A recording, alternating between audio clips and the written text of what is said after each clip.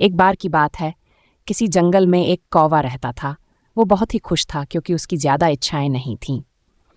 वह अपनी जिंदगी से संतुष्ट था, लेकिन एक बार उसने जंगल में किसी हंस को देख लिया और उसे देखते ही सोचने लगा कि ये प्राणी कितना सुंदर है।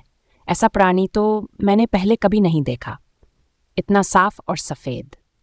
ये तो इस जंगल में औरों से बहुत सफ़ेद और सुंदर है, इसलिए ये तो बहुत खुश रहता होगा। कौवा हंस के पास गया और पूछा, भाई तुम इतने सुंदर हो इसलिए तुम बहुत खुश हो गए? इस पर हंस ने जवाब दिया, हाँ मैं पहले बहुत खुश रहता था जब तक मैंने तोते को नहीं देखा था। उसे देखने के बाद से लगता है कि तोता धरती का सबसे सुंदर प्राणी है। हम दोनों के शरीर का तो एक ही रंग है, लेकिन तोते के शरीर पर दो दो रंग है।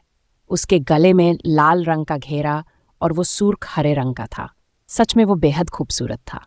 अब कौवे ने सोचा कि हंस तो तोते को सबसे सुंदर बता रहा है, तो फिर उसे देखना होगा। कौवा तोते के पास गया और पूछा, भाई तुम दो दो रंग पाकर बड़े खुश हो गए? इस पर तोते ने कहा, हाँ मैं तब तक खुश था जब तक मैंने मोर को नहीं देखा था।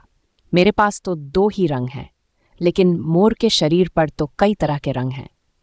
अब कौवे ने सोचा, सबसे ज्यादा खुश कौन है, ये तो मैं पता करके ही रहूंगा, इसलिए अब मोर से मिलना ही पड़ेगा। कौवे ने मोर को जंगल में ढूंढा, लेकिन उसे पूरे जंगल में एक भी मोर नहीं मिला।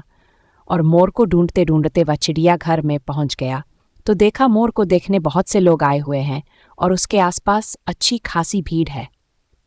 सब लोगों के जाने के बाद कौवे ने मोर से पूछा, भाई तुम दुनिया के सबसे सुंदर जीव हो और रंग बिरंगे हो, तुम्हारे साथ लोग फोटो खिंचवा रहे थे, तुम्हें तो बहुत अच्छा लगता होगा और तुम तो दुनिया के सबसे खुश जीव होगे।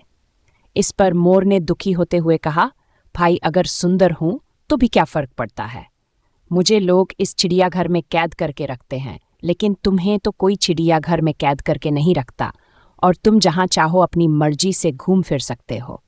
इसलिए दुनिया के सबसे संतुष्ट और खुश जीव तो तुम्हें होना चाहिए, क्योंकि तुम आज़ाद रहते हो। कौवा हैरान रह गया क्योंकि उसके जीवन की अहमियत कोई दूसरा बता गया।